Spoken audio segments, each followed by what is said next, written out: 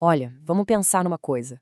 E se os eventos mais importantes da história, sabe, aqueles que mudam tudo, de crises financeiras até o surgimento das tecnologias que a gente usa todo dia, fossem, na verdade, completamente imprevisíveis? Pois é, essa é a ideia central do livro A Lógica do Cisne Negro, de Nassim Nicholas Taleb.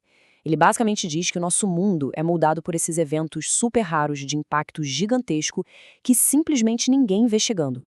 E a metáfora principal do livro vem de uma história real, que é fantástica. Imagina só, por séculos e séculos na Europa, a frase todo cisne é branco era tipo uma verdade absoluta, inquestionável.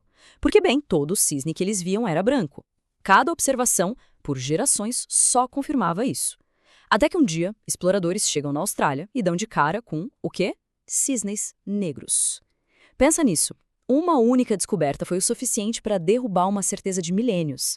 Isso mostra o quão frágil é o nosso conhecimento quando a gente se baseia só naquilo que já viu, né? E para ilustrar como é perigoso tentar prever o futuro olhando só para o passado, o Taleb usa uma analogia que, olha, é impossível de esquecer. A história do Peru. Então vamos lá. A história começa com um Peru. Um Peru vivendo uma vida que para ele parece a mais segura e previsível do mundo. Todo santo dia, sem falhar, uma mão amiga aparece e dá comida para ele. Para a cabeça do Peru, cada dia que passa é mais uma prova, mais um dado que confirma a teoria dele de que os humanos são gente boa e que o mundo é um lugar seguro. Olha, do ponto de vista do Peru, a evidência é esmagadora. Ele tem 1000 dias de dados, 1000 dias seguidos confirmando que está tudo bem, que os humanos cuidam dele e que o amanhã vai ser igualzinho a hoje. A segurança para ele não é um talvez, é uma certeza absoluta. Mas aí vem a pergunta, né? O que essa experiência toda do passado realmente diz sobre o futuro? O que será que acontece no dia 1001? Pois é, o dia de ação de graças. E num piscar de olhos, a visão de mundo do Peru vai por água abaixo. O mais irônico disso tudo é que o que foi uma surpresa total, catastrófica para o Peru, não foi surpresa nenhuma para o açougueiro, né? Essa história é genial porque mostra exatamente isso. Um passado de total segurança não garante absolutamente nada sobre o futuro.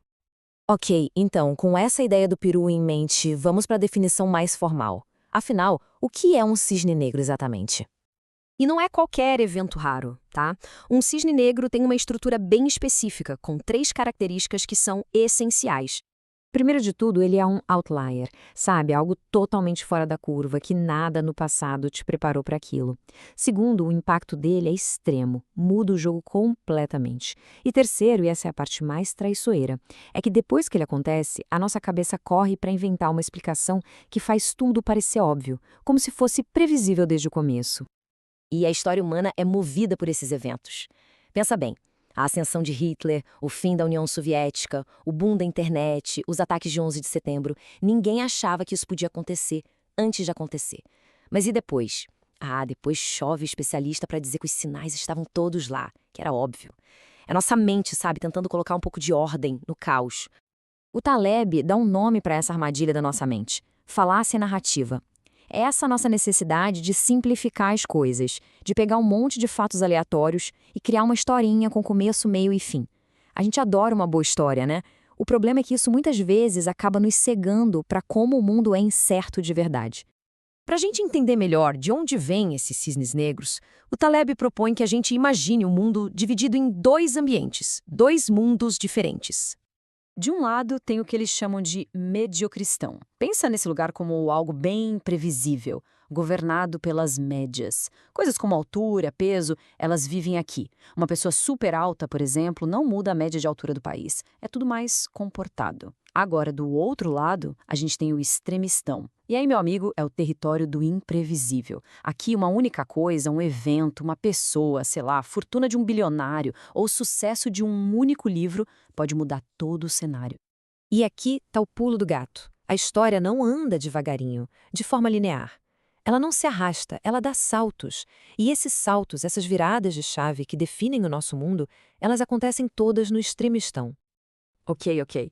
Se os eventos que realmente importam são imprevisíveis, então o que a gente faz? Ficamos aqui só esperando o próximo baque, à mercê do acaso? A pergunta agora é bem prática, né? Se não dá para prever os cisnes negros, a gente está condenado a ser sempre o Peru da história?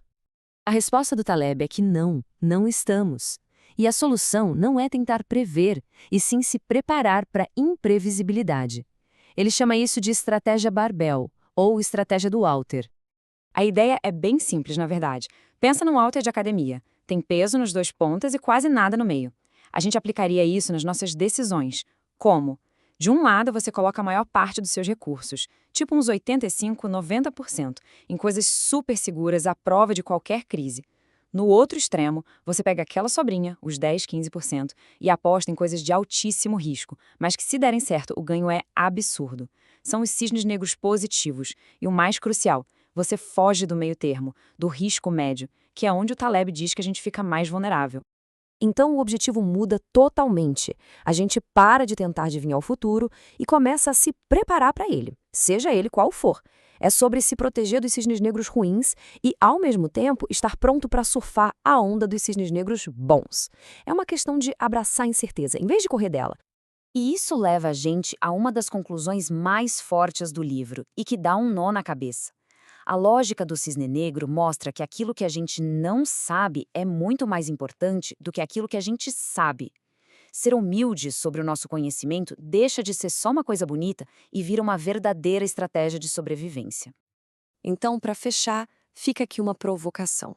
A gente passa a vida toda tentando aprender mais, acumular conhecimento, construir certezas.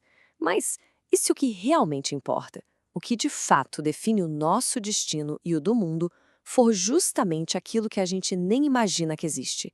E se o desconhecido for mais importante do que tudo que a gente já sabe?